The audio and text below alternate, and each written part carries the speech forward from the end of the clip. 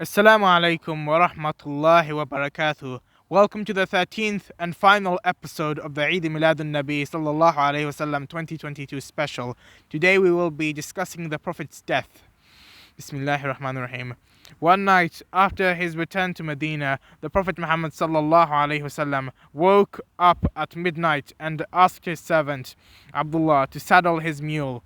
They then left the house and went to the Baqi al-Gharqad, the burial ground for the Muslims.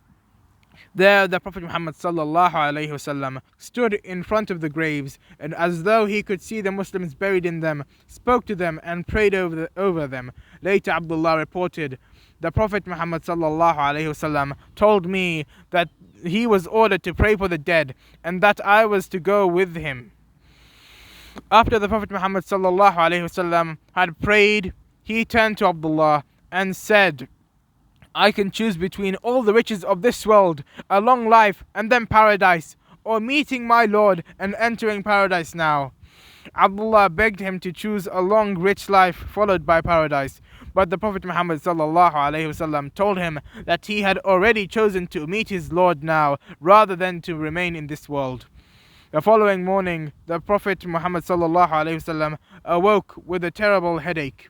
But despite this, he had led the people in prayer at the masjid. From what he had said afterwards to the people assembled there, they understood that his death was near. The Prophet Muhammad sallallahu alaihi wasallam praised his best friend Abu Bakr, who began to weep, and told everyone that he knew they would all meet again at a pool in paradise. He added, however, that although he was sure they would always worship Allah alone, he feared that the pleasures of the world would attract them, and they would begin to compete with one another for material possessions, forgetting spiritual things. Soon after, the Prophet Muhammad sallallahu alaihi wasallam requested that he be moved to the room of Aisha, one of his wives. As the days passed, his fever grew worse, until one day he was so ill that he could not even go to the masjid, which was next to where Aisha lived. The Prophet Muhammad sallallahu alaihi wasallam told Aisha to tell the Muslims to let Abu Bakr, her father, lead the prayer, which made them very sad, for this was the first time anyone had taken the Prophet's place. Later on, the 12th day of Rabiul Awwal, in the 11th Islamic year, the Prophet Muhammad sallallahu alaihi wasallam heard the voices of the people in prayer. With great effort, he got up and looked from his door at all the Muslims who were assembled in rows behind Abu Bakr.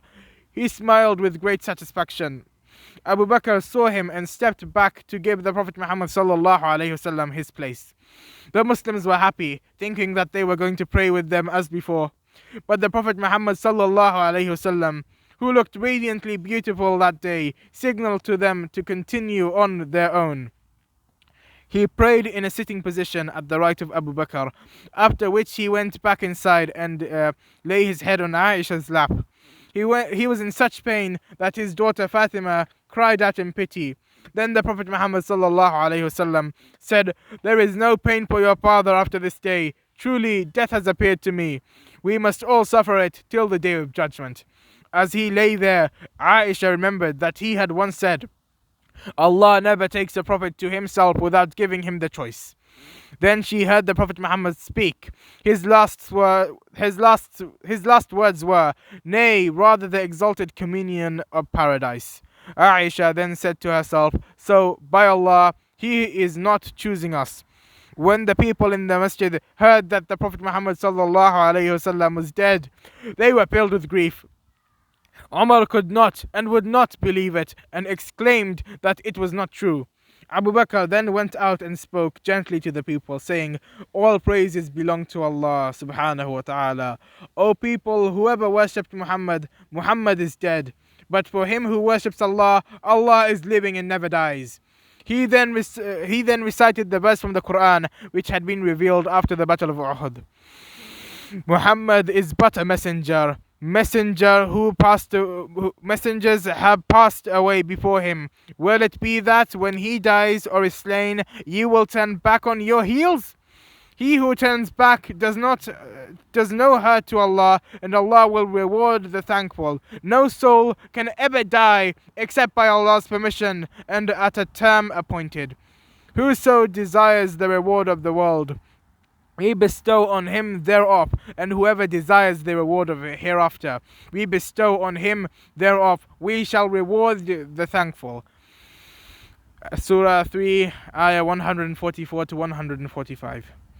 After this, the people pledged their loyalty to Abu Bakr, whom the Prophet Muhammad ﷺ had chosen to lead the prayer.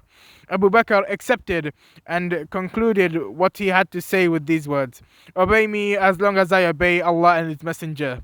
But if I disobey Allah and His Messenger, you owe me no obedience. Arise for your prayer. Allah have mercy upon you." The people rose and asked him, Where will the Prophet Muhammad ﷺ be buried? Abu Bakr remembered that the Prophet Muhammad ﷺ has said, "No prophet dies who is not buried on the spot where he died." And so the Prophet Muhammad ﷺ was buried in a grave dug in the floor of Aisha's room, in the house next to the masjid. The spot became known as the Haram al-Nabawi, and Muslims from all over the world go there to pray and give their blessings and greetings of peace to the Prophet Muhammad sallallahu alaihi wasallam. Wassalamu alaikum wa rahmatullahi wa barakatuh.